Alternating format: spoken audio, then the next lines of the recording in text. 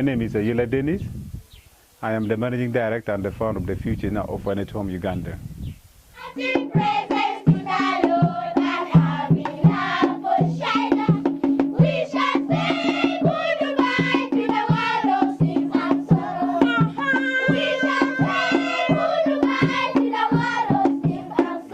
I lost both of my parents when I was still a young child, at the age of 9. My dad sat on this side, and my mom on this side. For me, I was in the middle. I hear the footpath of someone. It's like someone is coming. So when I turned like my back like this one to see who is coming, I saw a rebel with the uniform coming, putting us on gunpoint like that one with the gun.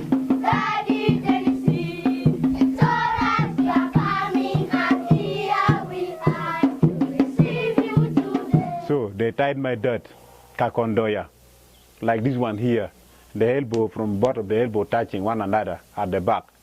So when the dirt is feeling too much pain from here. So after tying my dirt, they went and did it the same to my mom. And they give me a machete, a panga, to use it for killing my dad.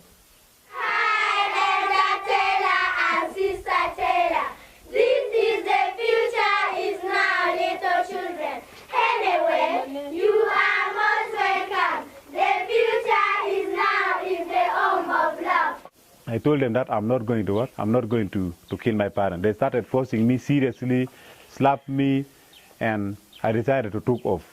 So when I took off, they started firing me with the guns. The gun, I have the bullet still attached here, and I have a serious scar here where.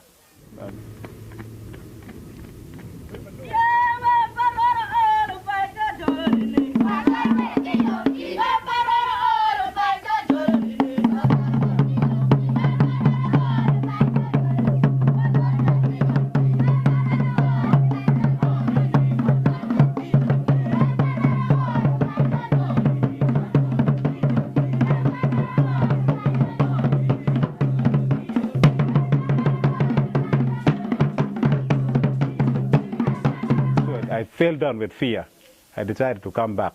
So when I come back, they give another soldier, the another rebels, to kill my father. So they went to my mom, and they did the same to my mom.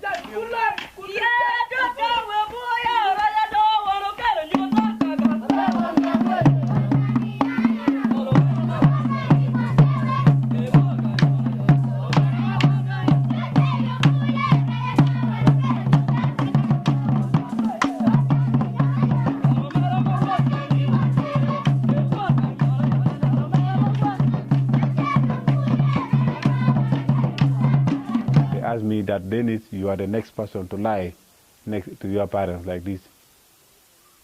But we don't want to kill you.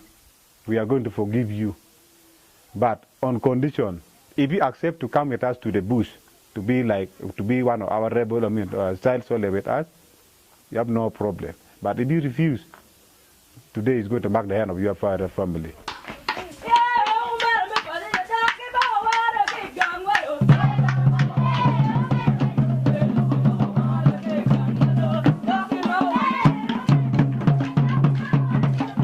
To go with them. I wanted to be alive. I told them that, okay, no problem, let us go. So they took me to the bush. By that time I was 9 years. And fighting with the rebels, after some short period of time, they started training us to become real soldiers. And they cane us seriously, that they are training us to become strong. And they train us also to kill people, innocent people.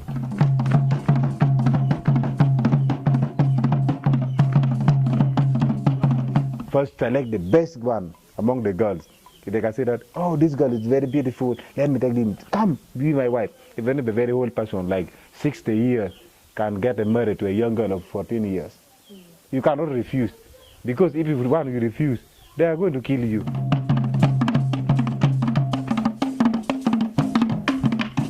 Decided to escape. So when I tried to escape, one of them was on the tree, climbed on the tree. He saw me escaping. Immediately he came down, he ran very quickly. He went and catch me and brought me back and reported me to our leader that I found Dennis was escaping. So they caned me seriously when I was almost dying. If we caught you again, next time you are trying to escape, you are going to lose your life.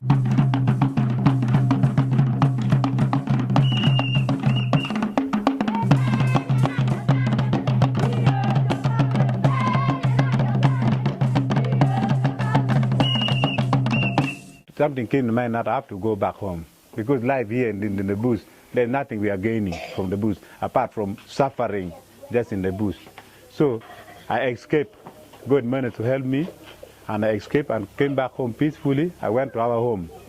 I found the road where we have been using it is bushy. All the road has gone bushy, there's no even road. So I was wondering, our neighbors has gone where the people we left them, you see.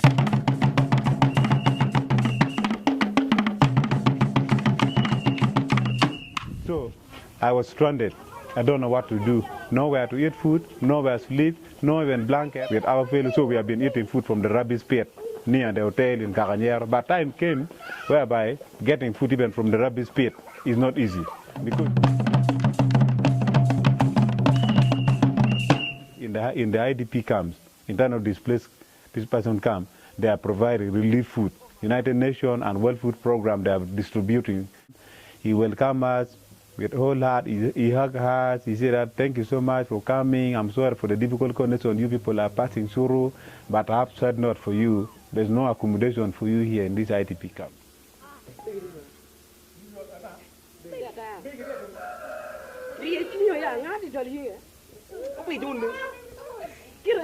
But I can give you a land where you can construct your house, if you want to construct the house. Food. We serve to our number. If we have some extra food, we give it out to other children who are in desperate need of food. They're hungry, so we feel kind and we give some to them if we have some extra food. So they came to us when they are crying, that their relatives chase them. I told them, yeah, we can pack ourselves, even if the house is very small, you can sleep here. So my home from the center become like a center for the homeless people who are in desperate need.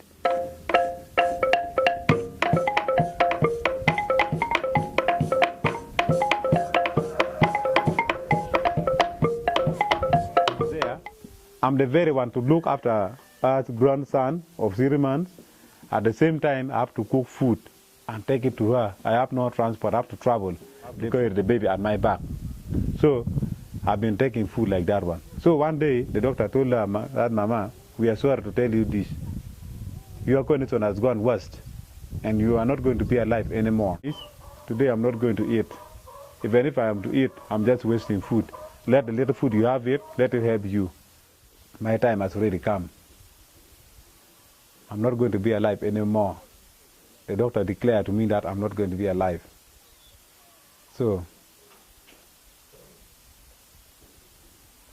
the best thing, I would like to request you kindly, Denis, do me a favor.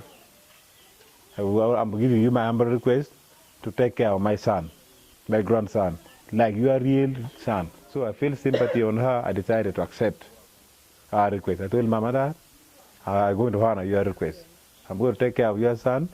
If I have something to eat, we are going to share. Me and him, we are going to eat. But if it is too small, which we cannot share, I'm going to sacrifice it to him to eat because he's still young. For me, I will postpone that. Maybe let me eat tomorrow or something like that. So that's how I started the foundation. So the foundation for my orphanage started with that child.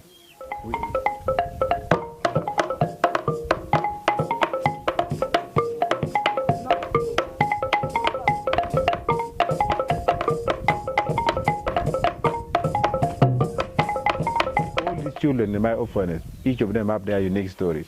Others, their parent has been killed during the war times. Others, their parent died as a result of HIV/AIDS. Others, we don't know even their parent coming from. In the morning, we can wake up, open the door, we can find someone, put the baby here, and disappeared. I'm taking care of 45 children. All of them, they are orphans by war, and they lost their parent during the war and HIV/AIDS. If God open doors, we start getting someone who have a willing soul to support us or to stand with us to give us constant funding. I have a vision to build cottages home, a small home. So I want the children not to be staying like in a big number in one house. I want the children to be split into a small group.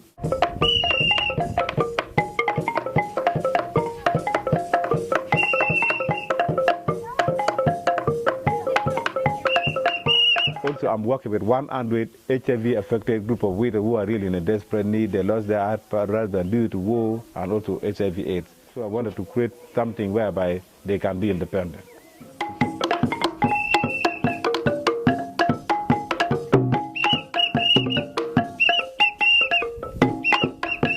For us, we eat bean and posho. Lunch, we eat bean.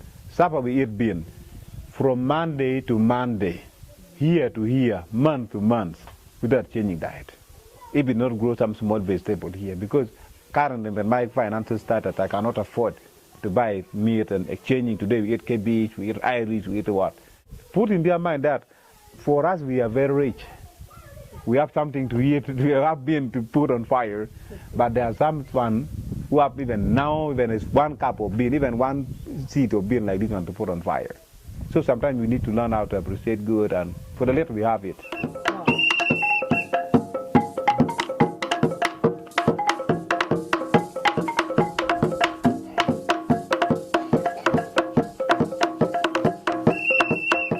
David Pigott is a professor from BY University in the United States, Idaho, sending me some scriptures to be reading, and he told me that then we have a church branch in Gulu. You can join. I asked him that, well, I don't know the church. He mentioned the Church of Jesus Christ of Latter-day Saints, and I was wondering, what? 2010, I was baptized from Ginger branch. And showing me a way to follow, that there's another hope somewhere, even if I had no peace in this world, but I think I'm going to find peace where we are.